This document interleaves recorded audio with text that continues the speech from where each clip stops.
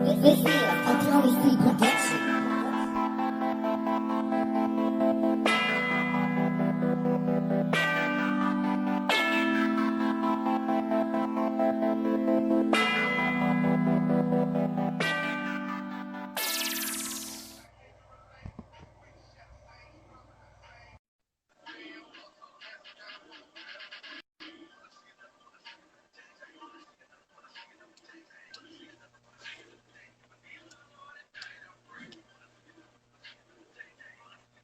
Goddamn gym ball.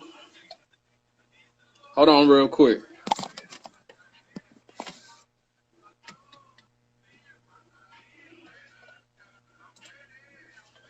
I say something? I can't hear you. About now. I hear you now. Okay. Loud and we'll do it clear. that way then. Yeah, so it's the headphones. It's all good. Cool. Yes, sir. All right, I'm playing this one song, the last song on the Spreaker side, man. Okay.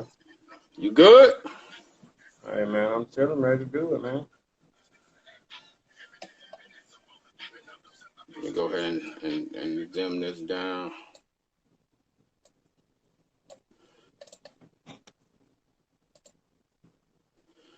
What up, world? What up, world? Well, I guess it ain't no need for me to do any more talking. I'll let Jim Bob go ahead and do the introducing and all that good stuff. But by the way, y'all, this is my homeboy Jim Bob. I've known this guy for a very long time, and I'm actually honored to have him do this. This is thing. So I really hope y'all enjoy this. And if y'all can hear me out in Spreaker world, right? I think we all good all around the board. What up, LPD? I see you, homie. Nationwide. Yeah, that's Mr. Nationwide LPD out there. What's going on, E? All right, bro. Let's get to it. You ready? I'm ready. All right, so let's go and drop into it, Tech. So you got your cup. Oh yeah, you know how I Hey. do it. Red cup special. Yes, sir. Yes, sir. So let's just go ahead and jump into it, man. Just kind of introduce yourself. Who is Little Tech? Tell us a little bit about yourself. Hey man, I go by OG Tech now. You know, was Lil Tech, formerly Lil Tech, from Augusta, Georgia, man. Just a dude out here trying to make it, bro. That's it. Okay. All right. So as far as your background, you mentioned Augusta. I know you stayed in Kansas for a while. Right. You in North Carolina now. Tell us a little bit about the differences between the different regions and the different cities you lived in. Bro, man, it's totally different. Being from Augusta and going out to the Midwest, because the culture out there is totally different, man. Like in the Midwest, they got more of like like Cali influence. You know what I'm saying? But it got like this Midwest twist to it. And you know the South, man, is coming up out the South, man. And a lot of artists don't even like to talk about this shit. But back in the day, man, when I was coming up, we grew up on booty shake music. It was a lot of the dang on DJ Jam Ponies, DJ Train, and stuff like that. So coming up out of Georgia and listening to that, and then when I went out to the Midwest, man, and I got hip to the style out there. Now I'm in North Carolina. North Carolina style is more up north because a lot of people from New York come down here. So the influence down here is a little bit more up north type, style. So when I'm in these three different areas and listening to the style, it's three different types of rap, man. Like the slang of it, the beats, the patterns, the flow, and everything is just totally different. Okay. And then what about just lifestyle in general? You know what I mean? As far as that, how was the differences between adjusting to different environments, things of that nature? Well, out there in Kansas, man, it's Junction City was a little slow, and a lot of people might not know, man. They might think it's like on some Wizard of Oz shit, man. But like to be honest, man, it was a lot of gang banging out there. You know what I'm saying? And that's why I kind of got introduced to it. That was out in Kansas. The culture, the gang culture out there is very heavy. You know, I don't know about now, but I know back in the '90s, that's the culture was. I mean, you had your Bloods, Crips, Latin Kings, you had some Vice Lords, GDs, everything out there. You know, the culture here is a little bit different. Like I said, it's more up north, so like the dialect and everything here, it's a little faster. But you know, I get a lot of the up north, and you might run into a couple people that's from the south, but it's a little different there, you know. But you know, coming from Georgia, man, you know, all I see out there is gold teeth and big bodies, you know.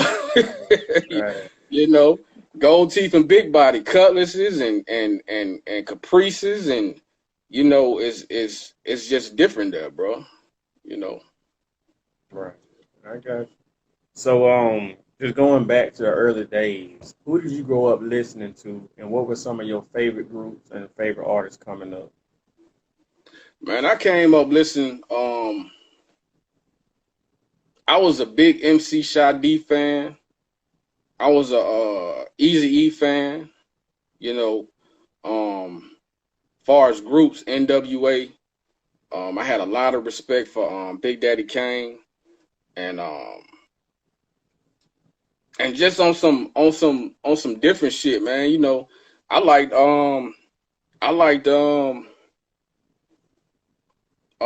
Jazzy Jeff and Fresh Prince, man. I thought they shit was a little different the way they was doing it. But yeah, I liked all that music, man, because back then it was just it wasn't really a bunch of damn rappers, man. You know what I'm saying? So you had your groups, and you can just really stick to your groups, and those are the people that you really fuck with. You know what I'm saying? So I was a diehard Ice Cube, NWA fan, man, like for real. And that was like Eazy-E was the reason why I wrote my first verse. You know, seeing him on stage on that song of We Want Easy and how he rocked that crowd, that's when I was like, bro, if this man got that much power to bring this many people in, and he can say fuck the police and all that shit, man, I'm about to write my verse, bro. You know what I'm saying? So yeah, that was my influence, man, back then. Yeah. Okay. And look, man, it's crazy because you just answered the next two questions I was going to ask you. So Okay. I was going to ask you, what was the one song that made you really want to sit down and just say you wanted to rap? And then the next was going to be, do you remember the first song you ever wrote, and what age were you? So let's go into that question. Tell me the first song that you wrote based off of, you know, you saying you know you wanted to do this at that point. Man, I was 14 years old, bro. And I can't remember the rap. And I don't even remember what I wrote it to, but I was 14 years old, man. It was horrible as fuck, man. It was not good at all, but I stuck it out, you know. But I knew then that I had something, because when you write your first one, man, it's like you trying to really put it together, make it work. It's all choppy as hell. But, you know, after a while, I was like, okay, I can really do this shit. You know what I'm saying? So, yeah, I was 14, bro. Okay. All right. So let's piggyback off that for a minute. Tell me about the first time you went into the real studio for real, and how that was as far as, you know, having your voice ready, being, you know, I guess calm, collected, you know, all that kind of. How was it back then when you first went in there for the first time? So the first real studio I went to, Jim Bar, was, we had did a show. I'm gonna tell you this story just to get up to that. We had just opened up for Goody Mob, and it was this guy out there, man, by the name of Kendrick Battle. And he approached me. I was with a group called Red Rum back then, you know, and he approached me. He's like, bro, man, your shit nice. You know what I'm saying? You know, I might want to invest a little bit in you. I was like, okay, cool. And he's like, man, I'm gonna take you to the studio. So, man, when he took me to the studio, we was out in Lawrence, Kansas. And, bro, it blew my mind to walk in the studio versus recording on. I had a 4-track back in the day. You know what I'm saying? So I don't know if you know what them 4 tracks like. It's it's you only get 4 tracks, you know. So The you're trying to analog, really, yeah, you know, you're trying to make that thing sound right. But when he took me there, man, it was like my whole life, my recording life just changed. You know, I went from being able to record on this little 4-track to him. We'll go up there like at 3 in the afternoon, and we not leaving till like 1, 2 in the morning. And this was like every weekend. You know what I'm saying? He was like taking me up there every weekend. And that's when we came up with the song Creep with a Nigga and Lay Me Down to Sleep, going to the studio. Those were the first 2 songs that we recorded together. Okay. And had you recorded before that, though? Not in no real studio. Okay. Not in So the you real got in there, studio. you laid it down? Yeah. I mean, it was different because you hearing, when you record on analog, man, you know, the microphone, it sounds totally different when you in the studio. You know, it's crisp. You got these guys, no, that ain't right. Do it over. You know, and Battles, he was a perfectionist. So any little thing that he hit that I fucked up on, it wasn't like he was doing a punch in. He made me literally rewrap the whole verse. You know what I'm saying? So it was a lot of long nights, man, where I'd be sitting in the studio. And a lot of times in the studio, I'd be sitting there writing. But anytime that I fucked up, nah, do it all over. You know, so we had to sit there and record the whole goddamn verse over. Okay. All right.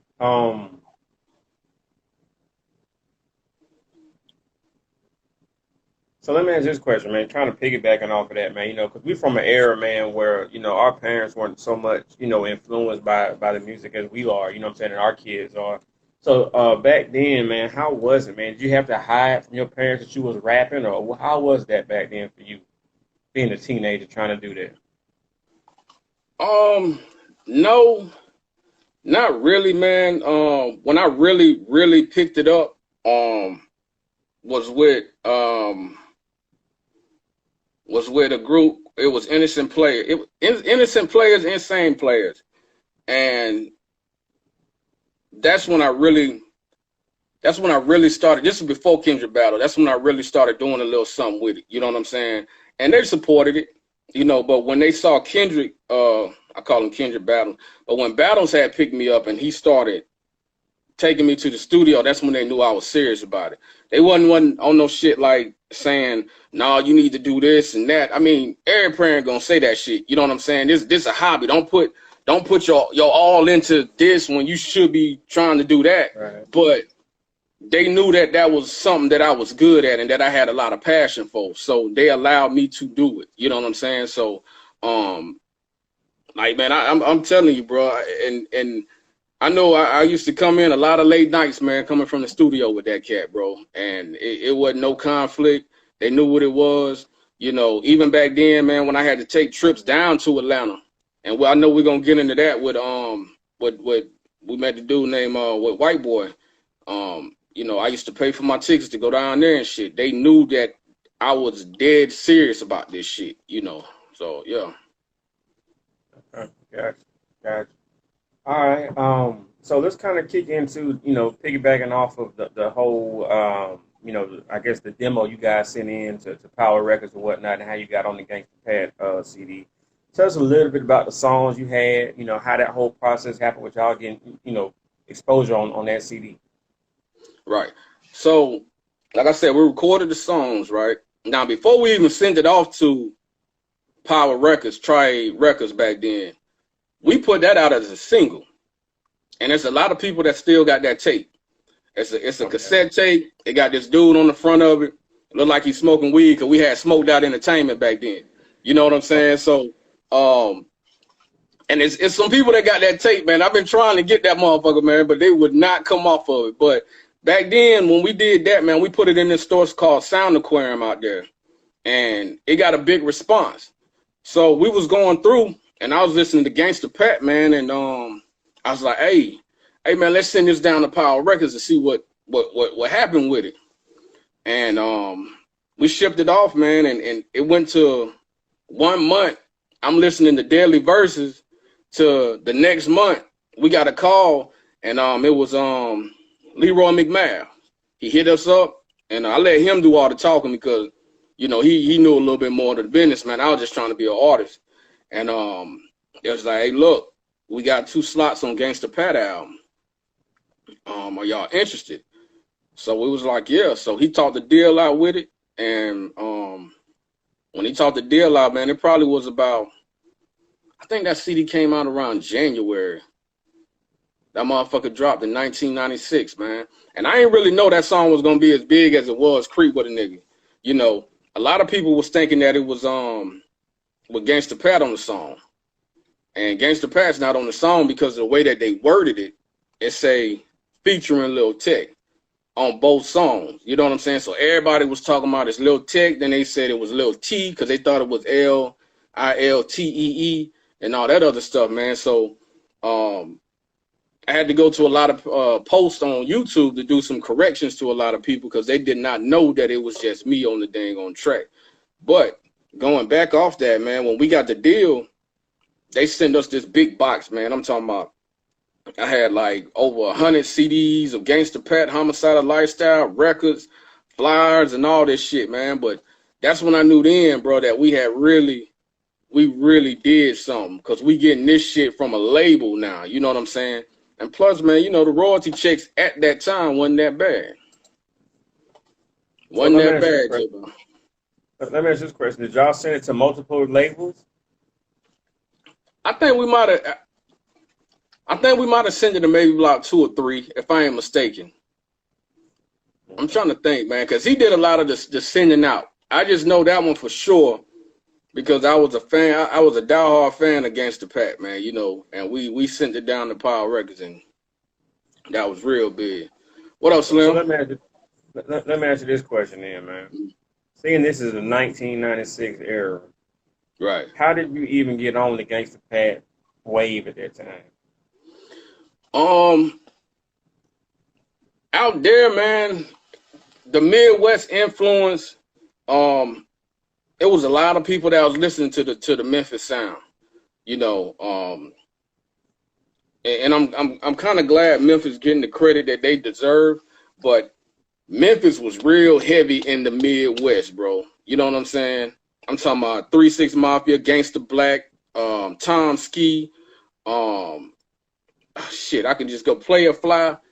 They was banging that shit out there. You know what I'm saying? I went in Sound Aquarium one day, man. I see this dude with this afro, and I forgot, he looked like, I think he had a Duke jersey on or something, man. And he was kneeling down and he had the Bible and shit, Deadly Verses. I was like, man, hold up. Now let me get this album. You know what I'm saying? I checked it out and I played the hell out of that Deadly Verses, bro. You know what I'm saying? And that's pretty much how we came up with trying to shop to that label because I really wanted to do a song with that cat. And when we sent it to him, man, and we got the call back, man, that shit was real, bro.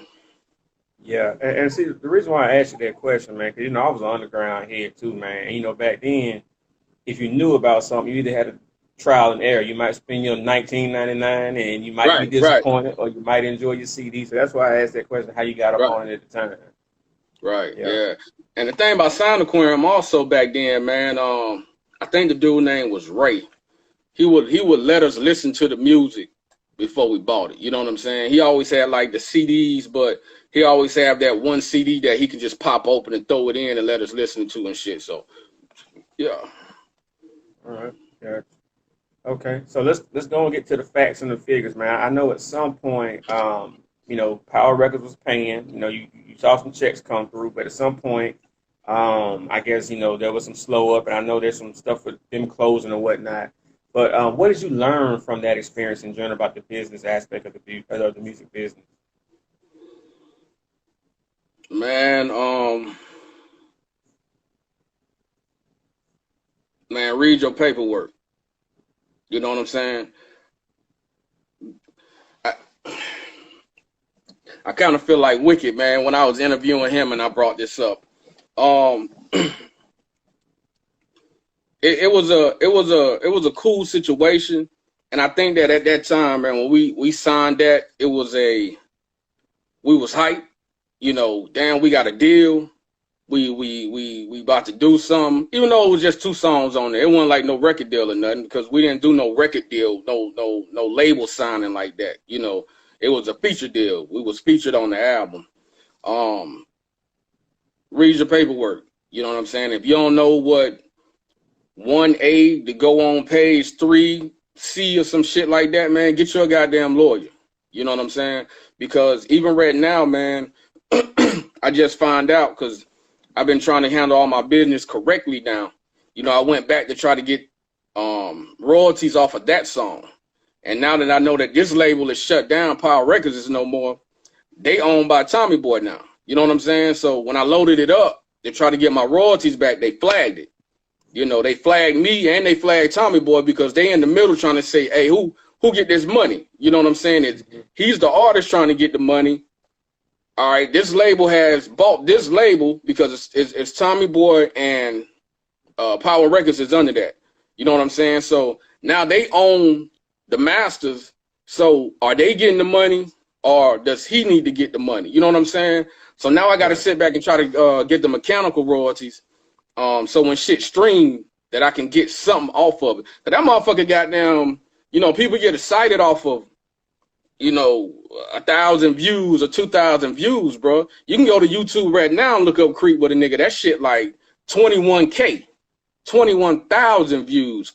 Shit, I saw it one time, man. It was like 90,000 views on my shit, you know. And then you looking at it like, damn, man, this shit got all these views and I ain't getting shit. You know what I'm saying? So it's like now I got to figure out how I can get the streams off the motherfucker, you know. So one thing, that's one thing that I tell everybody, man. Read the fucking paperwork, and if you ain't sure, go hire a goddamn lawyer. Straight up. And let me ask you a question. I mean, I didn't have this already pre-written, but let me ask you this, man. You know, this is me personally. I think, you know, in the 80s or the 90s when people got fucked with deals, right. They kind of had excuses, but they didn't because you had people from the 60s and the 70s and the R&B and the soul music that got fucked too. Right. But now in 2015, 2018, now and technically in 2020, I'm just going back a couple years and putting it all together now. But is there any excuse for anybody to not know you got to read your paperwork as far as being an artist, even if you're young? No, I don't, man. I think a lot of times, man, when you're young, I think it's excitement. You know what I'm saying? And you trying to go off the word for word, like, hey, all right, we good here. All right, fuck it. You know what I'm saying? And thinking it's almost like rolling dice. You know, you get up in that crap game, man, you shake them dice and high fall is high fall. You either gonna win or you either gonna lose. You know what I'm saying? So with this opportunity that we had, I'm gonna say we won at the beginning, but we lost at the end. And it wasn't just me. You know what I'm saying? And I ain't gonna bring up the other artists, but you know, it was other artists, goddamn, that was wrecking havoc, man, that's been trying to get their bread also. You know. Right. I got you. And I want to ask that, man, because, you know, you constantly hear about artists these days that made millions and they getting 1 million streams, you know, and they saying, hey, you know, it ain't coming in no more. The label fucked me. It's just like, you know, it's the same story we heard from the 90s, the 80s, you know, to the present day. That's why I asked that question. And the thing with them also, man, you know, they went, if I ain't mistaken, man, they filed for bankruptcy.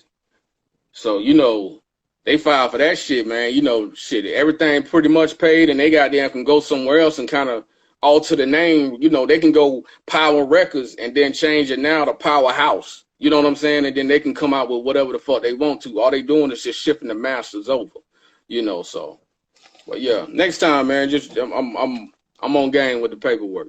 I got it. Okay. So after that, you then went to Big Game Records. Tell us a little about how you hooked up with Big Game. I met Gary, man, white boy. That is crazy. I met Gary White Boy when I was calling Power Records trying to get my goddamn money. You know what I'm saying? I was calling them. I was cussing them out. Like, you know, where my money at? And I don't know how it was. He picked the phone up one day. And he was like, yo, this little tech. I was like, yeah. He's like, look, man, I do music. I got some beats that I think, you know, you'll be all right on. I was like, all right, cool. But I would still be like, hey, man, let me talk to goddamn Leroy because I'm trying to get my goddamn money. Goddamn, fuck that shit you talking, man. You trying to goddamn do some other business. I'm trying to get that bread, you know. And that's how I met him. And then after that, man, it was like we stayed in contact. And I don't know if you remember, man, he started sending me these them lab ship records. I mean CDs and tapes. Yeah. You remember them motherfuckers, man? They had a little sticker, then they have a little spaceship on it. And he was like, man, come down to Atlanta and record. And I came down one time, man, and that's when we started the album, Shut 'Em Down. You know, and that's when I met Red Boss, Anna, and Mr. LPD. So I known them guys since back then. You know, hell, shit, I known you since. Right around then. Yeah, you Yeah, worked on the album when we met. Yeah. yeah. So Yeah. yeah, that's when I met them guys, man, and that's how I met Gary and got with Big Game, man. We're calling up the Power Records trying to get my goddamn money, bro. All right. So one of the things I did want to ask you, you kind of touched on earlier, man, just the whole you was in Kansas at that point. How was that travel? How was the whole recording, trying to piece the album together piece by piece, I guess. It ain't like it was now. You know what I'm saying? Like now, man, shit, if I want to do a song with you, nigga, all I got to do is drop that motherfucker and I send it through the network. You got it. You can open the shit up like you sitting right here in my studio, do your thing, send it back. I send it to whoever gonna mix and master. But back then, man, they was doing it on them DAT tapes. You know what I'm saying? So you gotta go. You know what I'm saying? So man, sometimes I jump on a Greyhound and take that 17, 20-hour trip, or I'll fly down there. You know, I was that dedicated, man, and I don't know if you ever been on a Greyhound that long, bro, but I had to have love for that motherfucker to be on a Greyhound from goddamn Midwest to Georgia, bro. That shit be like, it's almost like a day and some change getting down there, you know. And then when you get down there, man, it's not like you can really sit around and bullshit because you got to do what you can, you know what I'm saying? And then you got to turn around and you got to take that motherfucker back, you know. So when I used to come down, man, it was, we hit the studio, Boss would come through, Anna come through, and then at the same time, I know he had it in his crib, but he had a studio also. Was it Lab Ship Studios or some shit like that? Because I remember LPD was there that one night, and I think we recorded She Don't Understand. I think he made that motherfucker that night in the studio, and we recorded She Don't Understand that time. But yeah, that's how that whole traveling shit used to be back in the day, man. It wasn't no goddamn sending no DAT tapes up the road, and you got to go to that damn lab, record it all, and then come back, you know. So Right. And you might have to wait how long to get it mixed, right? Ooh, shit, man. I mean, if you're gonna stick around in the studio, it could take a minute because they're gonna go through the hi-hats, they're gonna go through the snares, they're gonna go through the drums, they're gonna go through all that, then they're gonna get to your vocals and all that other shit, making sure everything's just right. You know, nowadays, man, these motherfuckers got these damn software, man. They can send it through that mug and have that shit sounding so crispy and just put a tweak on it and it's done. But back then, man, they had them big ass mixing boards and you was doing what you had to do, you know. Right. Right. So let me ask you this, man.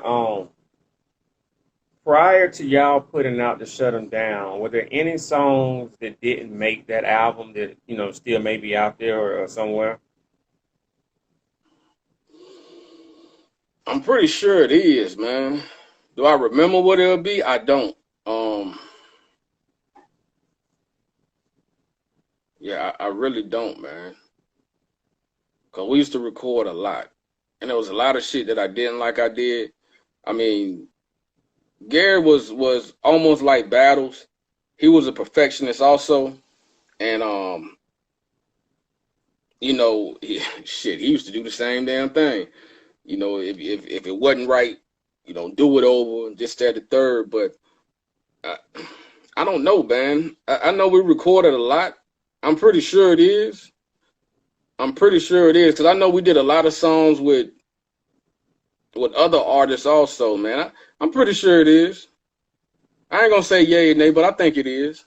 And if it is, I don't know, man, because I ain't got it. You know what I'm saying? Right. Yeah. I take that answer. Okay. So then the album came out, what, 01, 02? Was it 02? Around that time. So, tell us a little bit about the album and how you felt the album did. Shut 'Em Down. I think the album did okay. It was almost like my follow up after Creep with a nigga. You know what I'm saying? Because everybody's like, man, who the hell is this nigga Lil Tech? And when we did Shut 'Em Down, it was a follow up. It was like my follow up after that.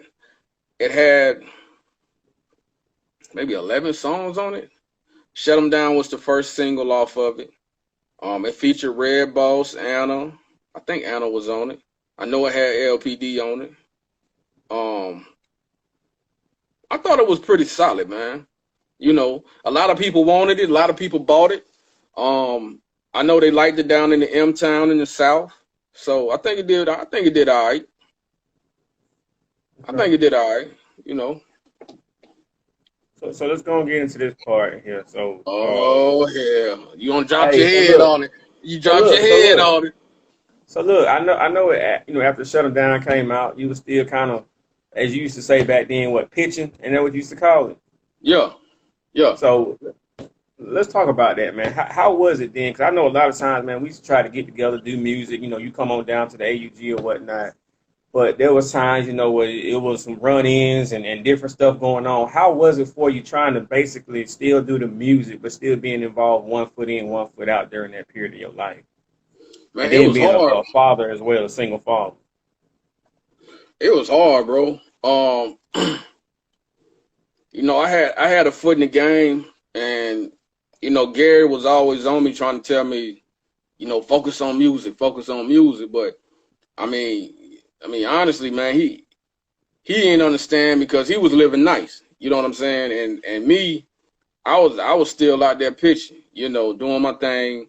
I was rapping, and I had a daughter at the time. You know, I didn't have a job back then. It was hard to get jobs out there. You know, and if you did get a job out there, it'd be some bullshit. You know what I'm saying? It'd be some straight bullshit. You know, so at that time, Gary ain't understand that shit. You know what I'm saying? And I used to always be like, bro, you nigga, you got this big ass fucking house and shit. You doing great. You know, like Red Boss said, nigga, shit fucked up. You know what I'm saying? But Meanwhile, it the was, Rams, huh? yeah, you know. Yeah. So I just did what I had to do, you know, to keep money going. You know, I had a few run-ins. I think my last time that I got arrested, was crazy as fuck. At that time, my mom was like, well, let me back it up. See, back then, man, that town had a lot of goddamn crooked ass cops. You know what I'm saying? And if you was doing your thing, they watching. And ain't no telling who out there doing, you know, talking and all this other shit. But I remember the last time, man. I just give you a little small taste of it, man. The last time, I do remember that when we got raided, man, the guy came in. I ain't gonna mention his name either, but he's well known for being a dirty cop out that way. But when they handcuffed me, man, and was walking me out, the dude told me, he's like, man, I'm gonna make an example out of you, bro. And the nigga goddamn had a pistol pointed towards my daughter's grandma and pointed towards her. And that right there then was when I knew that it was time to go. You know what I'm saying? So that's when I left out and I went back to GA and then I came here. I think I was only in GA for a little bit, but then I came straight to NC right after that. And this is where I've been. Yeah. And the reason I was laughing was because T Bowser actually identified who that potential officer was. That's why I was giggling there. I don't think that was it. I think his name was, I'm going to just say, I think his name was Brian. Last name was Brown. Okay. Well, hopefully he's not on the force no more, right? I don't know. I have no clue, man. Okay. So, as far as the whole, well, let me ask you this question. Based on that, do you feel like that affected your career or where you could have been between that '02 and maybe, you know, between you doing your Here I Stand? Yeah, I do. because I couldn't stay focused on the music. You know what I'm saying? It was more me dealing with reality shit, having to pay bills and raise a daughter. Cause you know at that time, man, I was raising on my own and shit. You know, so that was the sacrifices that I had to take. You know what I'm saying? It was like, okay, I can go all over here, but damn, I got this little girl here I need to raise. So that put a lot of distance in between that album and when I started doing my mixtapes with G Dam and shit. So I had to really juggle a lot. You know, I was juggling music, I was juggling life, I was juggling my daughter, it was trying to get a job and all that other shit, man. And that was kind of one of them things. It's like when you get that little minute, you might write it, you know, because I used to hit you up, hey man, check this verse out, you know, but I never really had the time to sit down and record it. You know, I got notebooks upon notebooks, even from that time frame, Jim Bob, that's just full of raps that never hit a beat. You know what I'm saying? So, yeah. Okay. So there was one album on Big Game. Why did you actually decide to leave the label?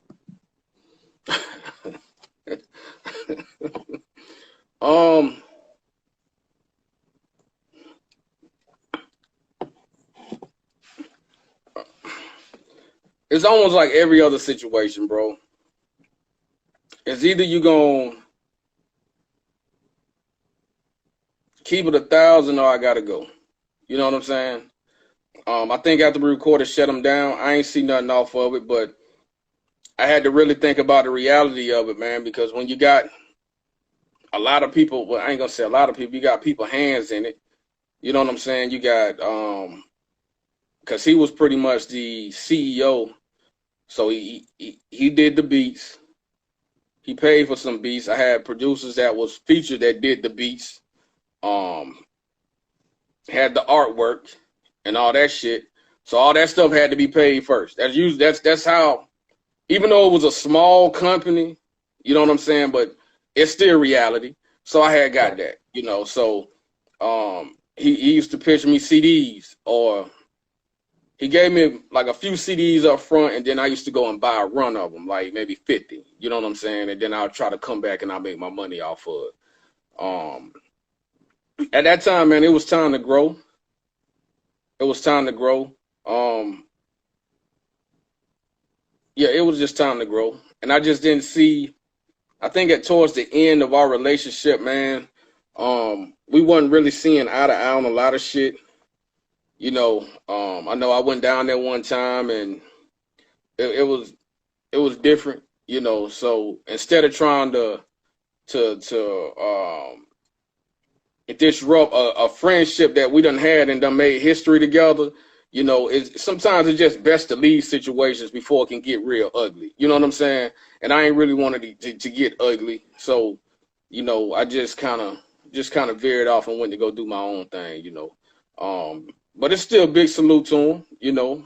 I appreciate everything that he did, because he did help me get on this motherfucking album. I mean, on that album, we Shut 'Em Down and we did our thing and we made history. But, you know, sometimes just you gotta, when you feel that feeling where it ain't right, you know, you always have that, I don't know what it is, that inner voice that'll tell you something, man, when it's time to go. And when you get that feeling, you know it's time to go. So that's what it was. So I just rolled out. Right, now that's respectful. Okay. And then from there, you kind of transitioned to the Here I Stand mixtape. Yeah. Tell us a little bit about those mixtapes, as far as where you were, as far as your focus, your goals, and just your mission by putting out a whole series of those mixtapes. I was hungry. Bro. I had started doing music in the Carolinas, and I had to get my respect out this motherfucker. You know what I'm saying? New guy coming through, and they like, who this nigga, who this dude in our backyard, you know? And Big G Dam, man, I met him, and when I met him, I can't think of where I met him at, man. And RIP to G Dam, man, one of the realest DJs, man. I think about that nigga daily, bro. He helped me out so much, but when he met me, he was like, bro, I need you on my mixtape. And he was putting in work with mixtapes back then. You know what I'm saying? I'm talking about he was sending shit to like So Def. He had football players on the Jacksonville Jaguars that was buying them motherfuckers, man. I'm talking about he was putting in work. And I was like, look, bro, let's run it. He's like, all right, look, we're gonna start these here. I stand. No, he said, let's do a mixtape together. My first one that I did with him was called Lil Tec Radio. And when we did Lil Tec Radio and we threw it out there, man, Carolina's kind of grabs to it. You know what I'm saying? It was like, okay, who this? You know, and they was riding to it. So that's when I started getting to know artists because he was taking me around. You know what I'm saying? Like, hey, this such and such, this such and such, this such and such. And I was always with him. So it wasn't like I'm trying to move through the city trying to get to know people myself. I had that tour guide. He was right there with me, you know. So that's how I got to know a lot of the artists around here. Then after Lil Tec Radio, man, we did the Here I Stand Volume 1. And my style on that was a lot different. I was really getting my feet wet at the time. You know what I'm saying? And getting into the mixtape game, because I always used to be hesitant, man, of trying to rap the other people beats. You know what I'm saying? I never really liked the mixtape scene. But when he started it up and he was telling me, like, look, this the way to go, this the way to go, that's when I started doing it. And I got good at the shit. So he hosted part 1. And then we turned around and did part 2, which had DJ Deluxe up here for 102.1. That's when I started getting on the radio. He got me on the radio. I started doing the drops for the Friday night mix down for DJ Deluxe. And G Down was pushing me through there. Then we got to Volume 3, man, and right before we got to about to start Volume 3, one night, man, the homie was calling me, and the crazy thing about it, man, he in the city, right? And where he was at, bro, I'm talking about, we was talking every day, man, and that day he was calling, and the phone would hang up. And I was like, man, I was like, bro, where you at? He's like, man, look, I think he said he was over on Austin or somewhere, man. And so I hit him back, and the phone would just hang up. It was just hanging up and hanging up and hanging up. And I was like, man, what the fuck? So then the last voicemail that he left on my phone, man, he was just basically saying that, look, bro, he was like, DJ Nabs want more of the Ace, what did he say? He said something, DJ Nabs want more CDs. He got the dude from the Jacksonville Jaguars that want me more CDs. He said, just stay down, ride with me. He said, fuck all these fuck niggas and all this other stuff, man. Just stay down with me and I got your back. In that, just something in that verbiage. And when I woke up the next day, man, his brother had called me, bro, and told me he had died. You know, and that fucking shit hurt my heart, bro. Like, that shit hurt my heart, bro. Like, I was crushed because, one, I had just started getting my mojo back, and then when he passed, bro, it was just like, damn. And the thing that kind of hurt me after that shit, man, was I'm in the city, man, and, you know, nobody wanted to do nothing for him. You know what I'm saying? And I was like, man, come on, bro. I'm trying to reach out to these niggas that he put me on with. Nobody was picking up the phone. And none of that shit, man. So when I did the Here I Stand Volume 3, it was RIP to G-Down. You know what I'm saying? And finally, when I started that, man, a few artists kind of got on this song that I did. I don't know if you ever heard the song that I did where I have all the DJs from Chuck T to DJ Folk to what was the dude that was signed with Dre, man? Back in the day, I had Stat Quo. Everybody that was on his mixtapes that I was trying to reach out to everybody. They were all on the song. Well, they did like voice mails for the song. And yeah, bro, that shit crushed me, bro.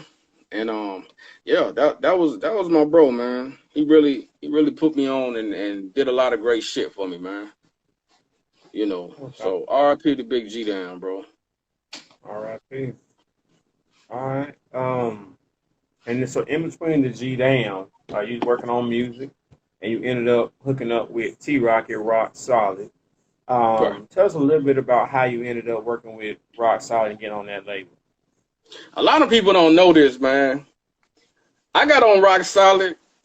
I called him one day and asked how much he charged for a verse, and I think he told me he shot me the quote, and he was like, "Hey man, I want to get you on the label." I was like, "Cool." So I don't know, man. I think he had some stuff going on at that time, bro. Because I signed to Rock Solid twice. People don't even know that. Okay. He signed me, and then he was like, "Bro, I can't do nothing for you right now because I got a lot of personal issues right now, and I don't want my personal issues that I got going on trying to stop what we got going on as far as music, because I'm trying to handle that, and there's nothing that I could really do for you."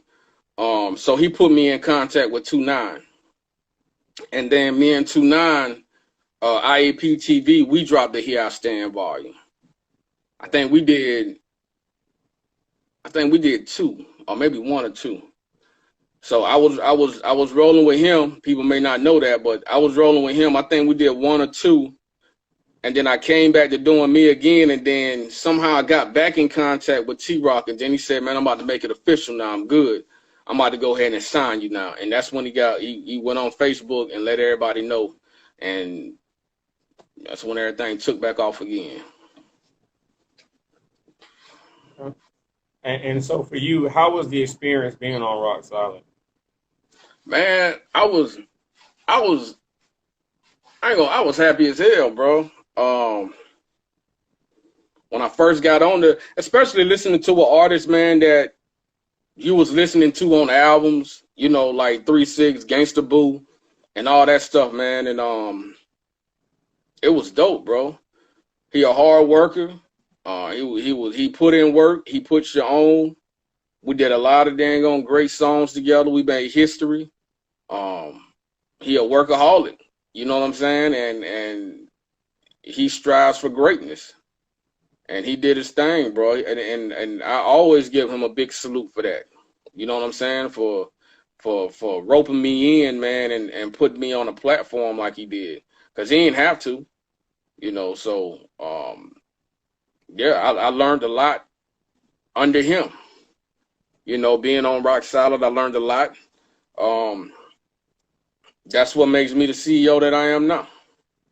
So yeah, man, big salute to Rock Solid and T-Rock. Okay. And so that's going to bring me to my next question. You mentioned the CEO. Tell us a little bit about the TSC label, as far as who's all on it and the releases you have out as of right now. Man, let me tell you about TSC, bro. It has went up and down and up and down, and I have had up to maybe at one time maybe 12 artists. You know what I'm saying? I think now we got at least about, let me see, it's me, you, Red Boss, Anna, Man, and Grinch. So it's 6 of us. It is a difficult role, and a lot of things that I used to watch T-Rock go through, you know, I've seen it myself, you know, on this side of the street. You know, when we first gave this thing a first big run, because, you know, I've been rap Thug Stat. People don't know Thug Stat has been around for a long time. I yelled it in a lot of songs, you know, but when we first was trying to get it back up and going, and I had all these artists, man, it was just like timing was wrong. You know, it was people was dealing with I know, divorce, health, just personal issues.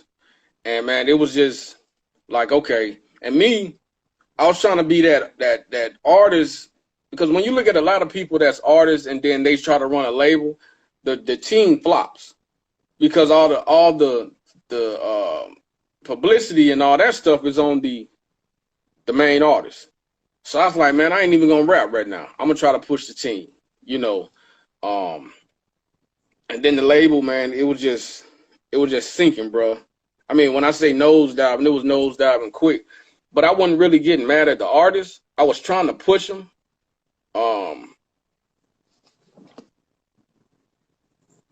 And it just was sinking, Jim Ball. It was sinking quick, you know. So I just thought the only thing that I could really do, man, is before this thing go down under this quicksand, man, I had to get back to rapping. And it took me to have a conversation with Red Boss, and big salute to Red Boss, because he gave it to me real, man. And he laid it all on the line. Like, he let me know some shit that he was feeling, and I came back, and we was going back and forth on the phone, and it was like, damn, bro, if I would have known all this, you know what I'm saying, then things would have been straight and on the narrow. So now, man, Red Boss is the right hand man. Of course, you know, we got Yaku. You know, I got you helping with you more the business side of everything that I need. But being a CEO is hard, bro. It's hard as hell. But at the same time, man, you got to stick to your mission, you know.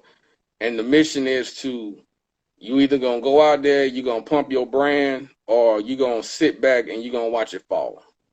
You know, even all the artists that was on it and all the artists that's left, it ain't never been no love lost. Even with the way a lot of people came, a lot of people left. I don't know if people just came through to see what they can get and then move on, you know, but it ain't never been no love lost. You know, I support everybody. I still play everybody's shit, you know. It's just now I think we are now down to the team that is actually going to do music and actually put it out, because Red Boss got his shit going. I just dropped Before the Wait. I'm working on During the Wait. Anna coming. We got our shit. You know, it's actually seeing some light now. So being a CEO is hard, bro. It ain't easy, because you got all the personalities you got to deal with. Right. Okay. All right. So let's talk about the latest release, which is During the Wait. Before the Wait. Before the Wait. Before the Wait. Okay, correct. Before the Wait. So let's talk about that. Who's featured on that album? Who did production? And tell us a little bit about the feel on that album. Featured on the album, shit, man, I hope I don't miss nobody. We got Smoke Corleone. We got Diamond G. We got Red Boss, Anna, Jim Bob. We got Man. We got Grinch. We got C-Ray from Brain Sick. We got Jerry Robinson from Strange Music. Down Pat. We got On Point. And I think that's pretty much it. As far as producing, we got Sin, we got Billion Beats, Tony C, and Sin, Billion Beats, and my homeboy Mossberger. Yeah. So those are the main producers on there. Okay. So what can the listeners expect from that album? It's a comeback album. It's an album that basically say I'm back, bitch. You know, Dangerous Minds to me was pretty it was pretty thrown together. And I mean, if you're gonna listen to it, I mean, nothing wrong. I take nothing from the production that's on there. It's just the quality of it. I never did like of it. You know what I'm saying? So when I came back, man, I just wanted to make sure the quality is right. You know, it's a 3-part CD. It's called it's Before the Wait, During the Wait, and The Wait Is Over. You know, and each one of them is gonna have like a separate title to it. So this one was Brainstorming. So it really wasn't all over the place, because you know when brainstorming, man, it's just like you gathering your thoughts. But this is me gathering my thoughts for During the Wait.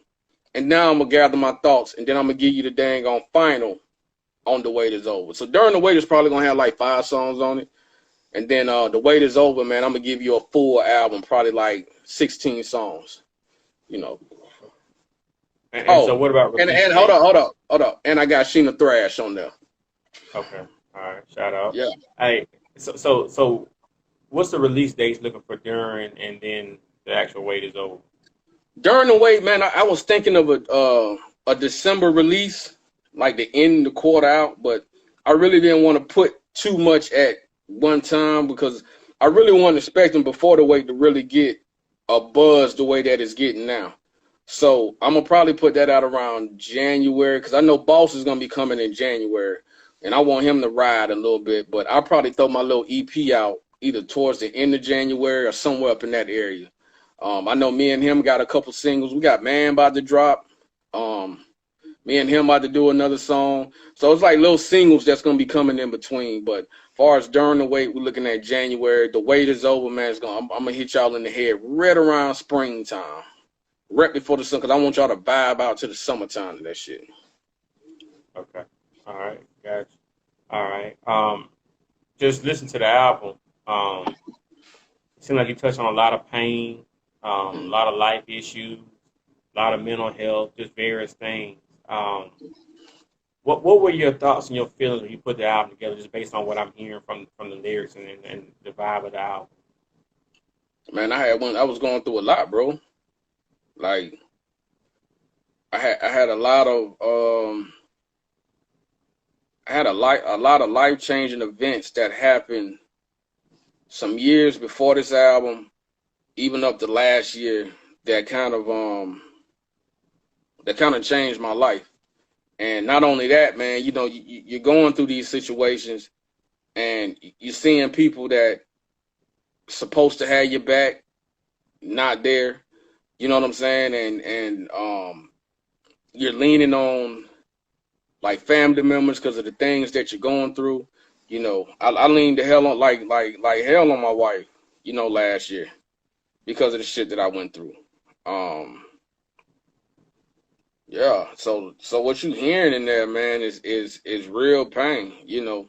Like when I talk about them anxiety pills, man, my doctor, man, I'm talking about every time I go see her, you know, she want me to go see a psychiatrist and all this other stuff, man. It's really real, man. Like I did with PTSD, you know. I got shot like 5 years ago, maybe 6, you know, attempted robbery. Somebody jumped in my car and shot me point blank in my stomach. And when that happened, bro, it was like, damn, nigga, I've been good to this city for so long. You know, I showed so much love. It's one of those like, why me? I got caught slipping. And that's one thing that a nigga always think, you know, like, damn, nigga, I got caught slipping. You know, and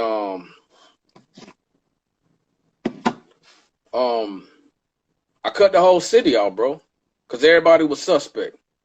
I don't know who did it. I got like word of who I think it is, but you can't go off that. You can't be trying to react off, oh, I think it's this person. You know what I'm saying? You can't react off that. You know, I need a name that's gonna stick. But that right there, man, kind of put me in a fucked up situation because I ain't trust nobody. And the few people that I did deal with, you know, those people like checked on me and stayed solid with me. You know what I'm saying? So it was hard times. And then last year, man, I almost died. You know, I was I'm trying to think, man, how I had a real bad health issue that put me in a situation, man, that kind of changed my life. It changed my life. It all the way changed my life. You know what I'm saying? I have to do things like a lot different now. You know, as far as eating, you know, I ain't able to exercise right yet, but it's you have to. I had to really reevaluate myself, look myself in that mirror, and like, bro, you different now. So you gotta walk this way. You know what I'm saying? So it was a bad life experience last year, man. I was in the hospital for a while in April, and I was down for 8 months, and then I was down again in December. And when I say I was down, I didn't get back almost, well, I ain't even 100%, but from December to probably about April, man, I was kind of fucked off then too. You know what I'm saying? And now where I'm at with it, man, it's just watching certain things, you know. But blessed to be here. You know, very blessed to be here. If we would have waited like a few more days in April, yeah, before I went to this to get my second opinion at this other hospital, I wouldn't be here having this interview with you, bro.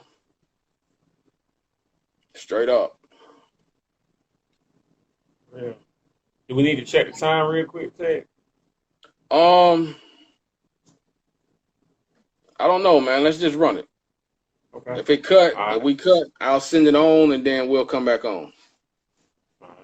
All right. So another topic on the album was, I heard on the pressure, Smoke was, saying about the police or whatnot. What was your whole thoughts on the whole police brutality, things of that nature going on right now in society?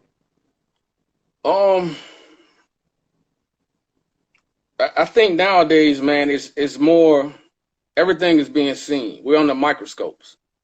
You know what I'm saying?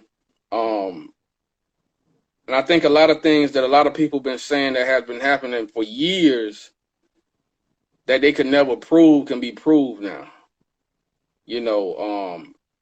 We're seeing it more. You're seeing it on camera. Everybody got camera phones. You're seeing it everywhere.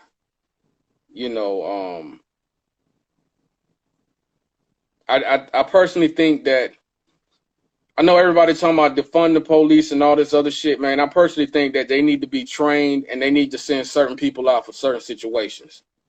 If somebody's having a mental health issue, bro, and you come to me with 5 police cars with guns drawn, that's not going to help the situation. You know what I'm saying? You need to have somebody that's going to come in there that'll be able to calm the situation down.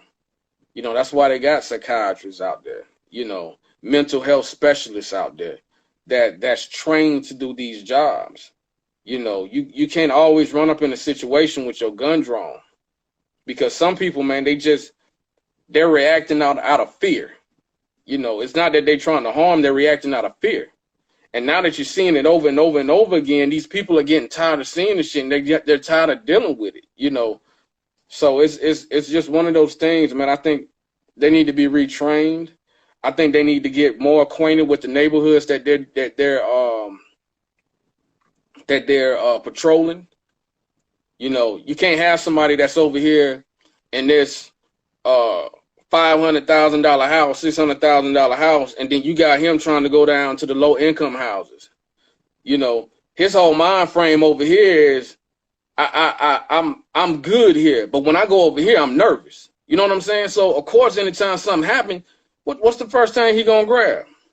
Not that damn radio. So it's they all need to be trained of all the neighborhoods, bro, and not coming around trying to boss things up and debo the situation. They need to really take the time, man, to get to know your community. Get to know your community. And I ain't gonna say because all police officers aren't bad, but the way they go out there and they handling things now, man, they really need to change their whole process. The whole process. Now, if you're going to defund them of all this goddamn high-powered equipment that they're getting, and fund them with the proper people that they need to go and send out to these situations, for real. Because if you had the right people out there for a lot of these situations, man, we'll have a lot more black people that probably still be alive right now. Gotcha. Okay. Understood. So just as far as the singles, videos off the album, what's going to be the singles and what are the videos for the album? Of course, Lonely Road, So Much Pressure is going to be recorded with a video. If I'm not able to really get the featured artists on there, we're going to really just roll with the video. It may not be the whole song of the video, and it might transition to another verse of another song, but it's not going to look all crazy, but it's going to be, real smooth. And it's still going to be on my formula like I did in the past, Jim Bar, like I did with the videos, with the movies. I'm going to try to have it all kind of sink in together. It's going to have a storyline. So I think the song So Much Pressure is going to be real dope. I think it's going to be something that a lot of people are going to relate to, because it's going to go back on to what you're talking about. the police brutality. You know, the first and second verse is gonna be too. I ain't gonna get too much. It's gonna be a dope video. It's gonna be a real dope video, and it's gonna line up with everything that you see that's going on these last few years with black folks getting killed. I'm sorry. All right. So currently, what are you working on? You kind of touched on it, but just in general, what are you working on, and what's the label got coming out, pretty much? So we got During the Wait, and if you ain't got it already, go stream Before the Wait. We got During the Wait. We got The Wait Is Over. We got Red Boss album coming. I don't think he got a title for it yet. We got Anna album coming. Man is dropping a single this month. Damn, I forgot the song. I think it's called Through the Struggles. Me and Boss got something that we're gonna drop in the next couple of weeks. This is gonna be our single together. Real dope. Real dope. It's gonna blow y'all mind, man. It's way different than what y'all used to hearing. It's cool. Me and you got one that we're gonna start on Behind Four Walls, and that's a dope name. I love the concept of that, you know. And I know Boss is dropping in January. Now, as far as anybody else, I really don't know where everybody else, but as far as that right there, that's where we going at it right now. I know me and Two Tone talked. Hopefully we can put it in play about doing an EP. I'm trying to think of who else. And me and my guys On Point and Down Pat, you know, we do a lot of singles together. We got one with another feature that we're waiting to make sure that it's correct when we put it out. We've been sitting on this feature for a minute. You know, we got song together with Lil Kiki, Kane. We got one with King Cash that's coming. You know, he's a Strange Music affiliate. So yeah, we just staying working, bro. Just staying working. In general, who are some artists that you want to work with? You want to do a song with? Underground, even mainstream. I really want to link up with Zero. I want to do a song with Yuck Mouth. I'm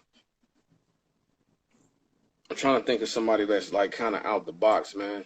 With Yuck Mouth,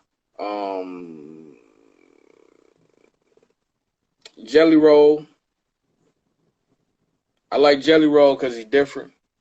The guy can sing, he can rap. I'm a big fan of his music. I'm trying to think, man. Got Jelly Roll. If I could get one with Twister, I'll do one with Twister. You know what I'm saying? I like to do one with Twister. I have reached out to dang on Crazy Bone, man, and Mystical, but I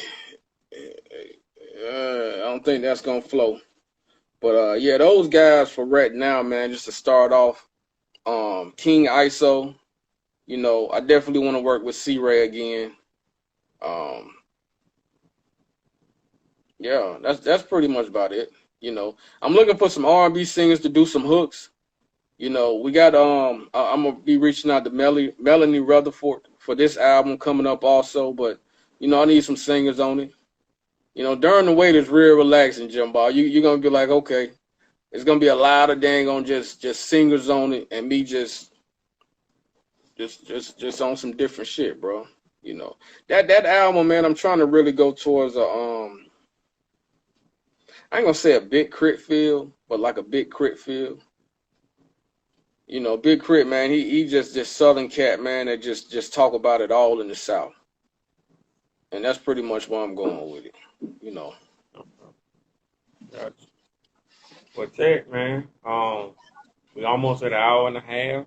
I really didn't have no more questions for you, but any last words, shout outs, anything?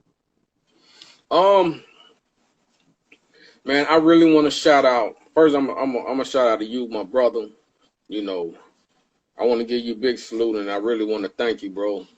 Um, I done known you for years, nigga. You know, so you done ate at my table, man. So I want to give you a big salute. I can't wait till we start working on our projects. Of course, the whole TSC, Red Boss, Anna, Man, G Grinch. Of course, you. I want to give a shout out to all the producers that I rock with. You know what I'm saying? Big salute to my homeboy Sin. Big salute to Tony C. Big salute to Billion Beats. Um, Big salute to everybody that's rocking with me, man. Everybody that was featured on the album. Um, it's just so many folks, man. Big salute to everybody, man. Uh, Big salute to my wife. You know, she stayed down with a G when I was down, bro. Um, and everybody that's in the dang on chat, man. For real. Everybody in the chat. What you about to say? What's the motto? Before I say that, hold on. If y'all in the chat, if y'all on right now, y'all stay on. Hey, big salute to Kate too, man. Like, she promote like a motherfucker, man. So big salute to her also, man. She part of the promotion team. Y'all stay on right now. If y'all got more questions, man, I'm gonna be bringing people on now. We could talk. We're gonna do like a 1 minute tops. You know what I'm saying? So don't leave yet. Don't y'all leave yet. Stay on. You know the motto. You know, one motto I always say is handle your handles. You know what I'm saying? Don't let your handles handle you. And the last one, man, is always do what you do, damn what you say, give money, stay paid. Always been the motto since you know me, bro. Where your cup at? Hey, hold up. You already know what it is, bro. Hey, man, before I leave, man, let me tell y'all, man. I used to always go down to Augusta, right? And Jim Bob and Slim Dirty pull up on us. We used to always go get these suitcases of we was Ice House sippers then, and some Burnett's. You know what I'm saying? And we'll sit in my uncle's front yard and we'll sit back and all we do is listen to beats and just have real ass conversation. Hey, big salute to the J Bone show too. But and after we get all dang on tipsy a little bit, man, we run right up the road to Popeye's Chicken and get that 8-piece with some biscuits. Right on. So, man, big salute to you, man. Thank you. Y'all, I'm staying on. So I'll be bringing people on one by one, man. So big salute, Jim Bob. Thank you, man. All right, man. Love you, bro. All right, love you too, my G. All right.